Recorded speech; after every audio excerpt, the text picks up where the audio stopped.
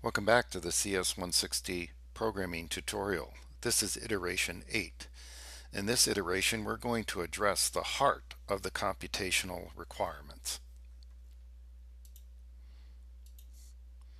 Specifically, our iteration 8 objectives will be to add Java code to the main class to satisfy functional requirement number 6.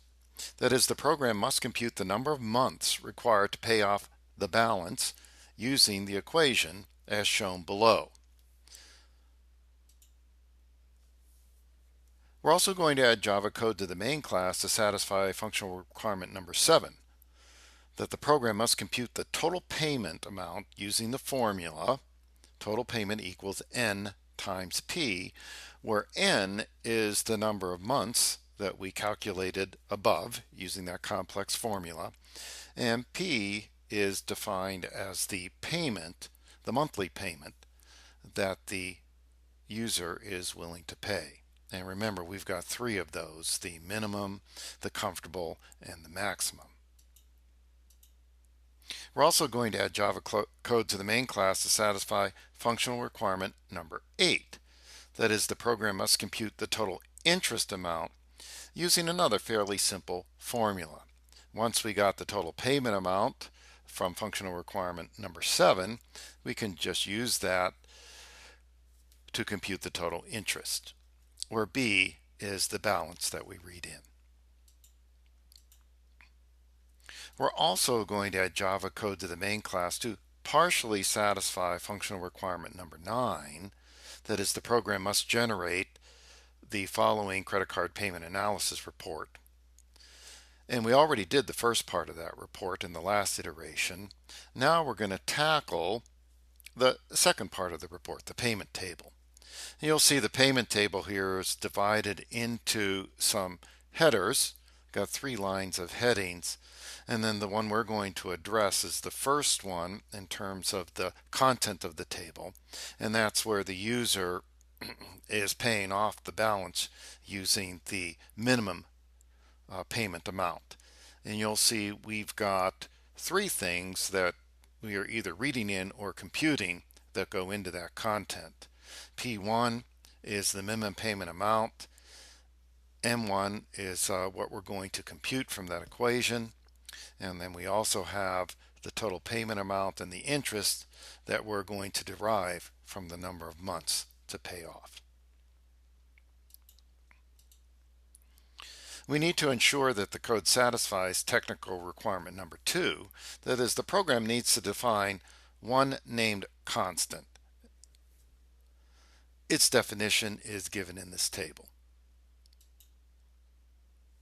We need to ensure that the code continues to satisfy technical requirement number 4. Since we are going to generate more lines of output, we must use only tab characters to affect spacing and alignment for both the headings and the content. And then we're going to run the program using the sample inputs from run number 1 and sample run number 2. And we need to verify that the output our program produces matches the output from these 2 sample runs. We're going to do a little bit more algorithm refinement. Step 11 addresses the functional requirements 6, 7, and 8. That step is calculate the number of months to pay off the balance, calculate the total payment amount, calculate the total interest amount for each payment option. And recall that there are 3 payment options. So I'm going to use a couple different refinements here. The first refinement, I'm going to decompose step 11 into 3 steps. 1 step for each of the payment options that we read in. For the minimum payment option, the comfortable payment option, and the maximum payment option. I just note here that each of these will be used to generate 1 line in that analysis report. Then the second refinement, we need to calculate 3 things: the number of months to pay off the balance, the total payment amount, and the total interest amount. So what I'm going to do is decompose that step into 3 additional ones. So we're doing two refinements of step 11. And so in this iteration, we're going to address 11.11, 11.12, and 11.13. So again, our point here is we're decomposing more complex steps into simpler ones to make it easier for us to translate our algorithm into Java. With respect to code design, the most complex part of this iteration is figuring out how to implement this equation. And it's quite complex.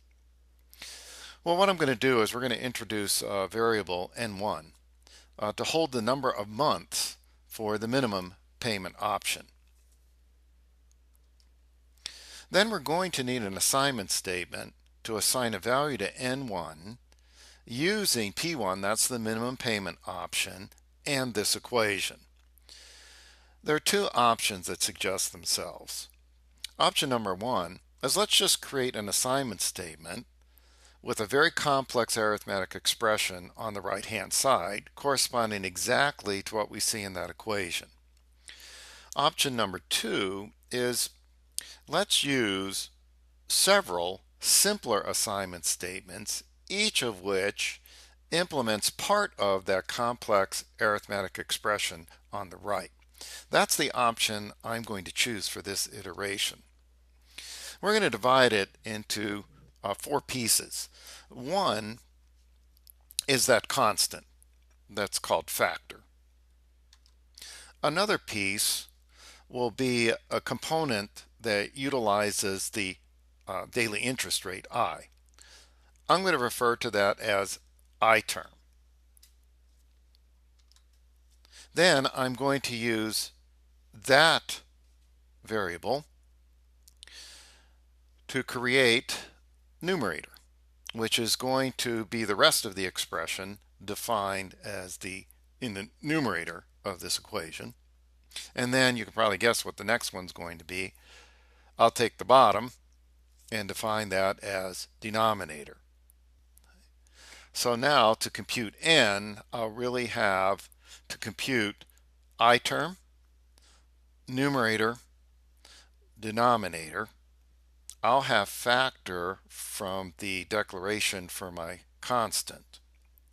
So I'll take this single equation, basically divide it into four steps.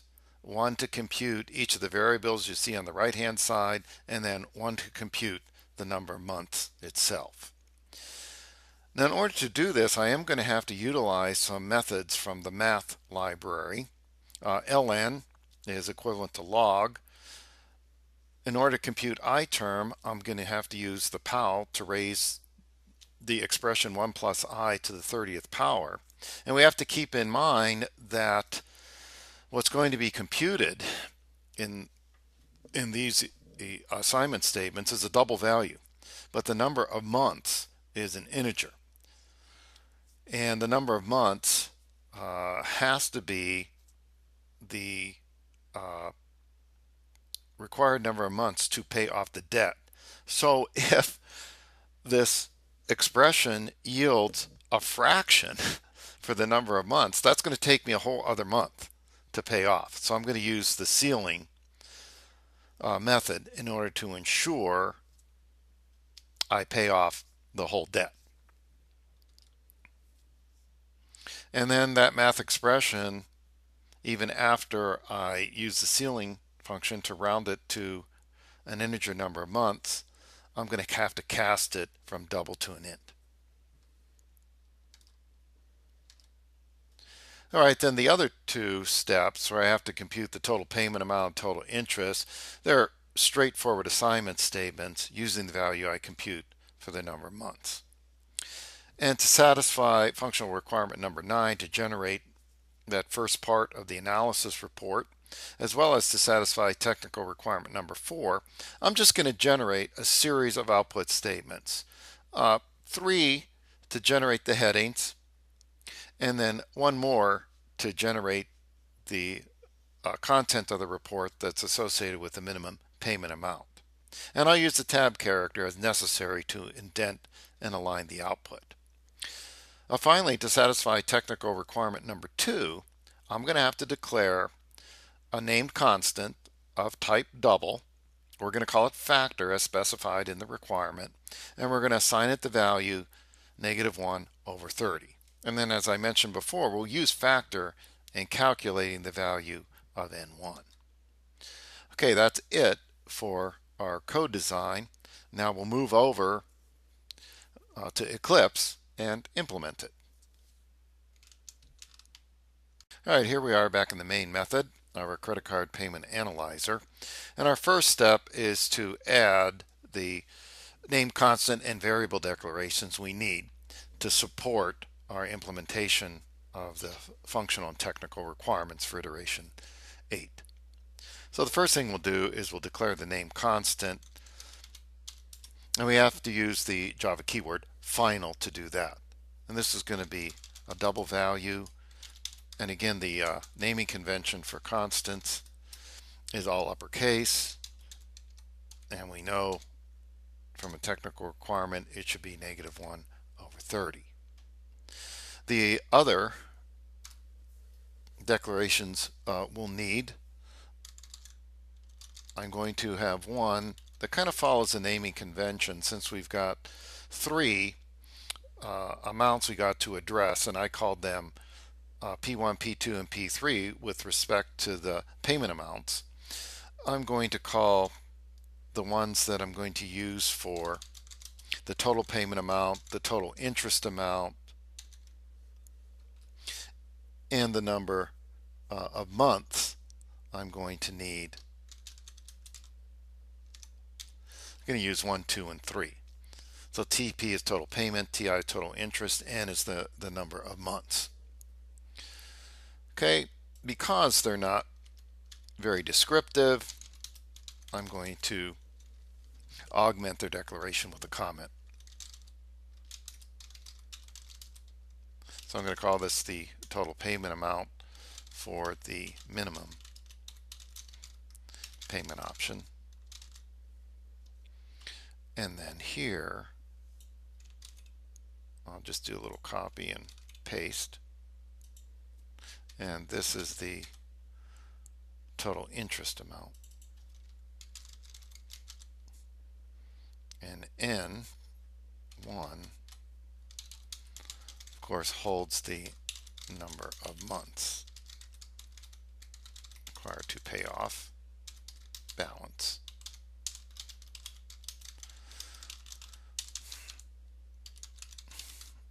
For the minimum payment option. We're going to add some other declarations here.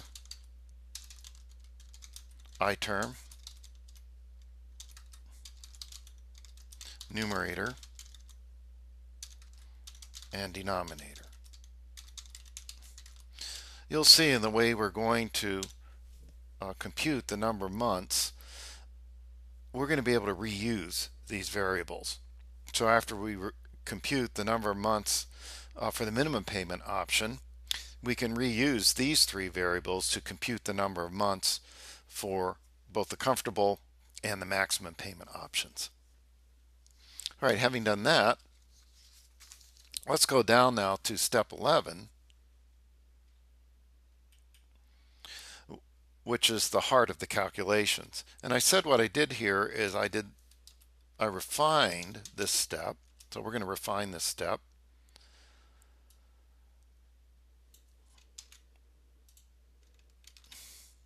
All right, so the first one is for the minimum payment option.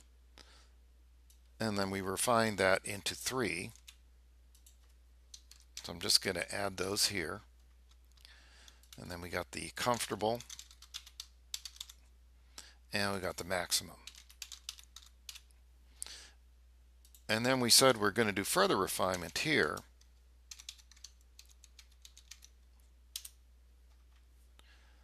And we're going to divide 11.1 into 3.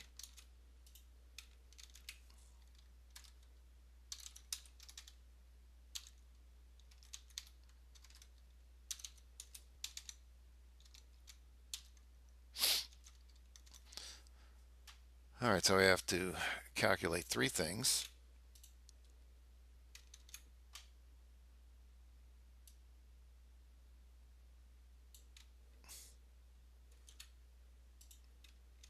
I'm just kind of using copy and paste to help me with this.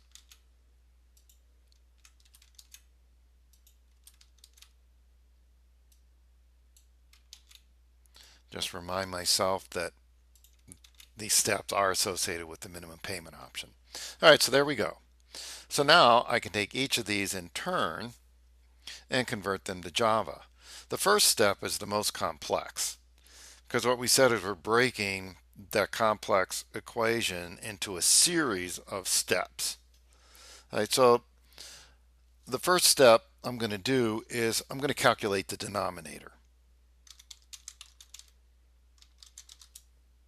So the denominator does use the log function, and then we're going to give the log function 1 plus I, just reading from the equation. So that takes care of the denominator.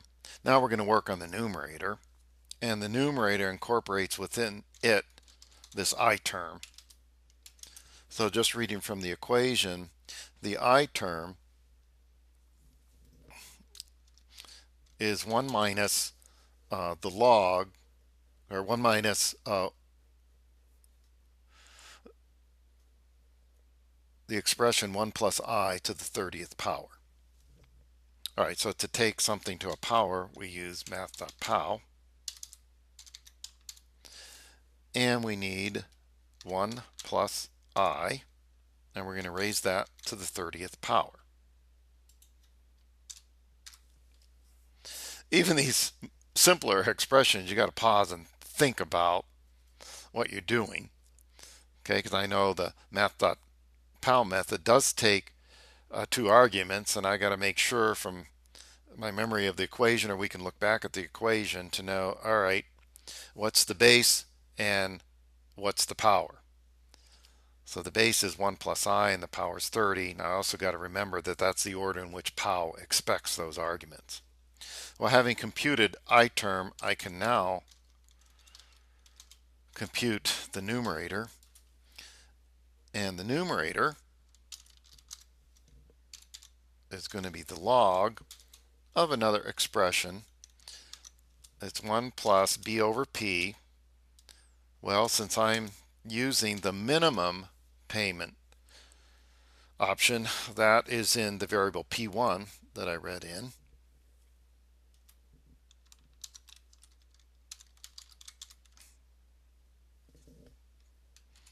Then I multiply that by I term, which I computed above. I just want to point out here that with respect to the relationship between this and the equation in figure 1, you know, B over P is written like a normal fraction, and then the rest is in parentheses. Here I could parenthesize this expression too fully if I wanted, but knowing what the Java rules are for expression evaluation, I know that this division here is going to be performed before this multiplication.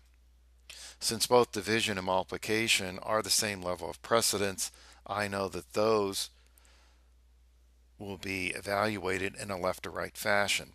I also note that since division and multiplication have higher precedence than addition, I will know that both the division and multiplication will be done before the addition, and that's exactly what we want. Okay, now that I've done that, another little tricky part comes in here. I have to take the ceiling of, well, I'm going to take my factor and multiply it by my numerator divided by my denominator.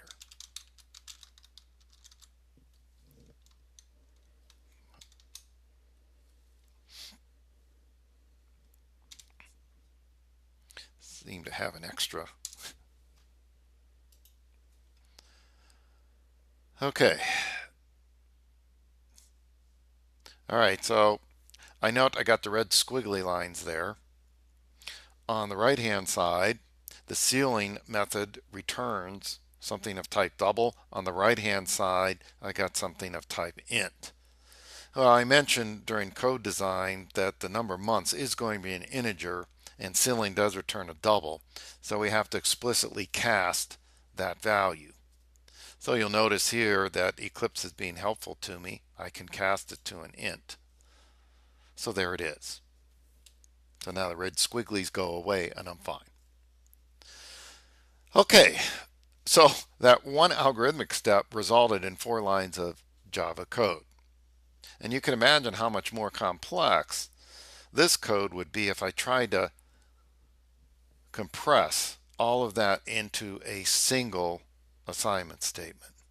Here I can carefully think about what I'm doing and whether or not what I'm writing here maps back into the equation of figure 1 as I'm examining and writing each piece.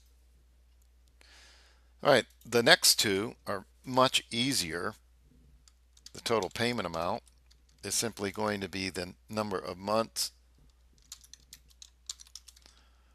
times the payment for each month, and the total interest amount is going to be the total payment amount minus the balance. Oh, forgot my semicolon up there. All right, that takes care of all my calculations. Now I can go down here and generate the rest of the report, generate my payment table. Well, that's going to take a few lines of Java code too. The first thing I need to do is display the headings. Okay, again, I'm going to use print line for that.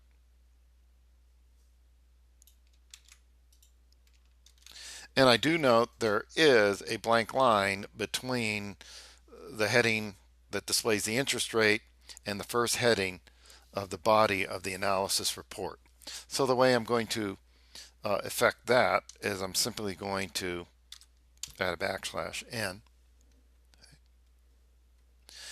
And now I know that these headings align with the labels from the cardholder name, the balance owed, and the interest rate. So I know I got to tab over 2 times, and then I can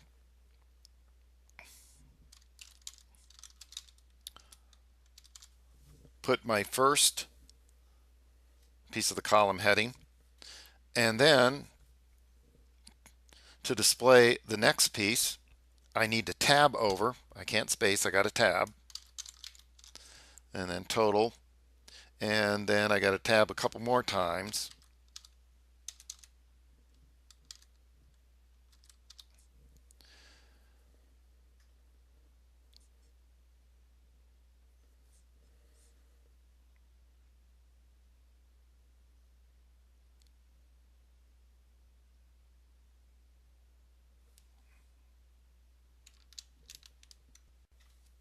for the total interest.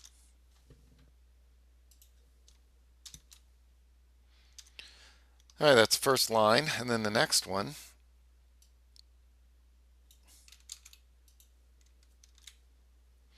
I'm going to do a similar thing. Under months 2, well, I got to tab over twice and put in payoff, and then I'm going to tab over. That would be total payment, and tab over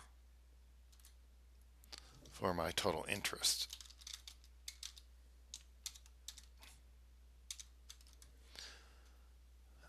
And then I've got all these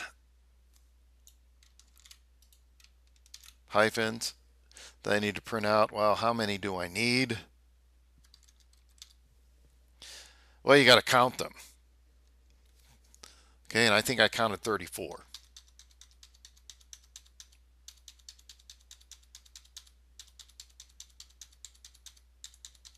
We'll see.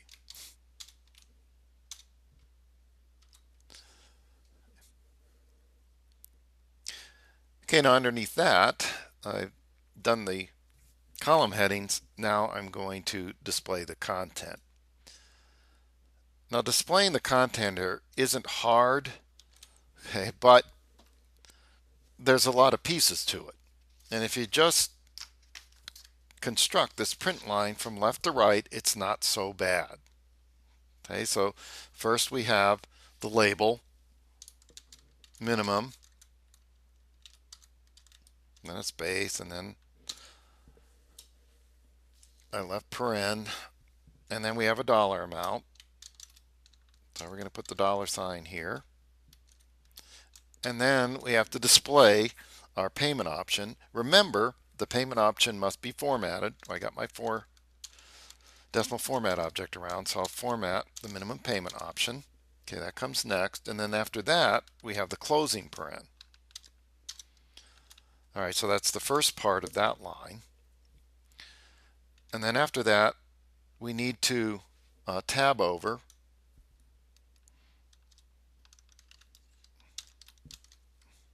I'm going to tab over. And then I'm going to display number of months, then tab over.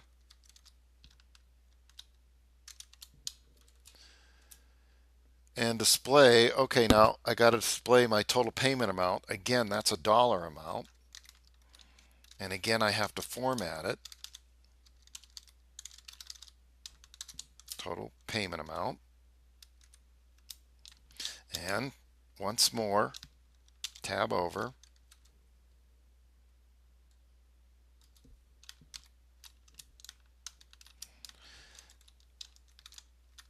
And we have another dollar amount, which again we're going to format. And that's the total interest amount. So you can see this is quite complex. But again, I'm taking it one step at a time, left to right. And if you do that, the complexity of constructing this print line method is fairly straightforward. All right, so I'm done there. So now I'm going to test this.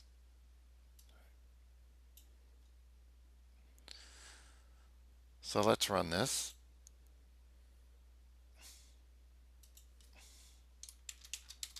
And we're going to use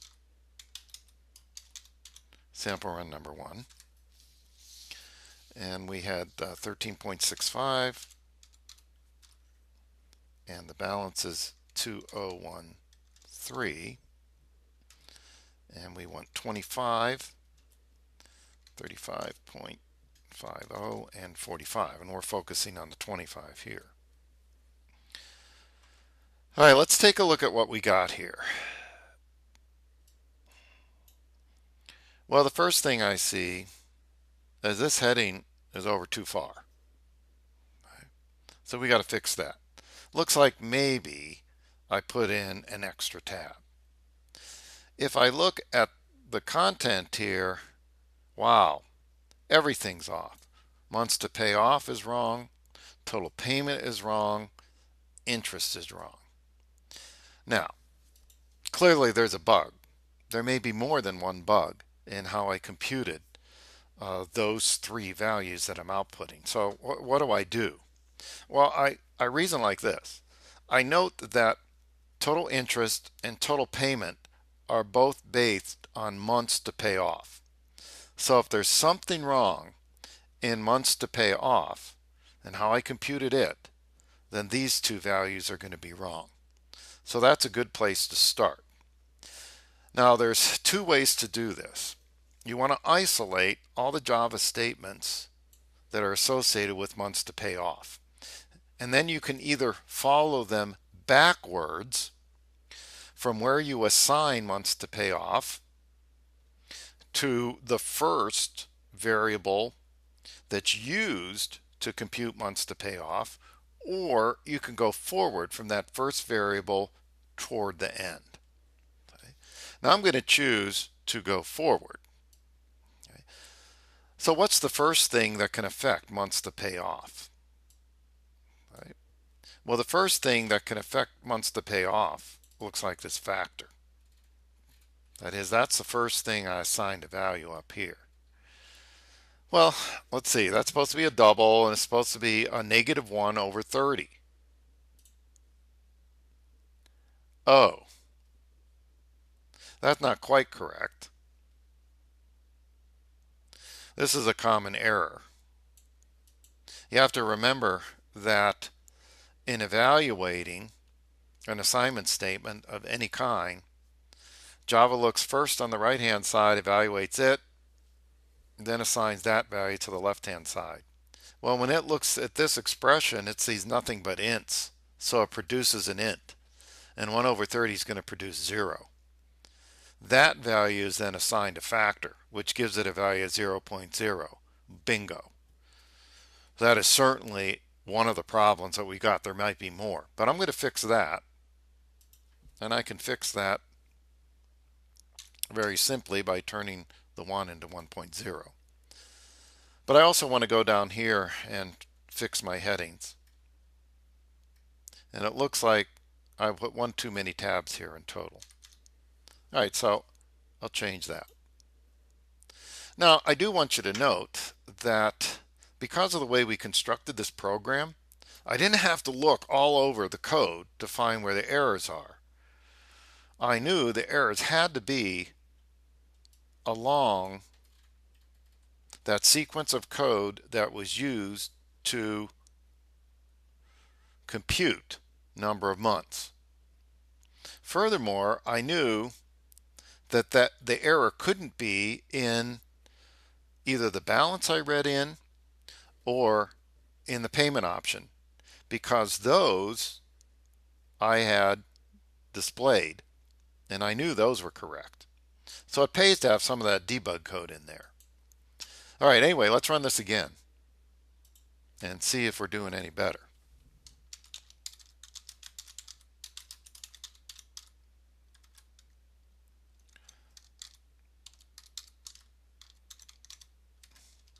All right, so we got what, 25, 35.50, and 45.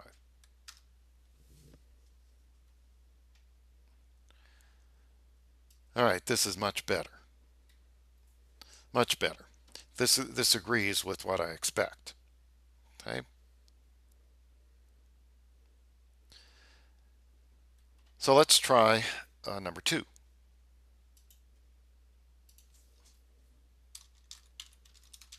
I'm a B spender.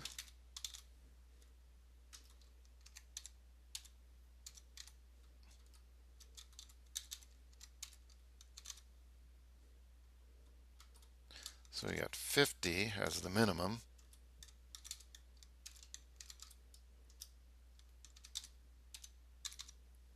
Let's try that. Okay, that looks good too. Okay, so now I have some confidence that I have computed the number of months correctly and derived the total payment and total interest from that correctly, and also displayed those values correctly. All right, that concludes iteration 8.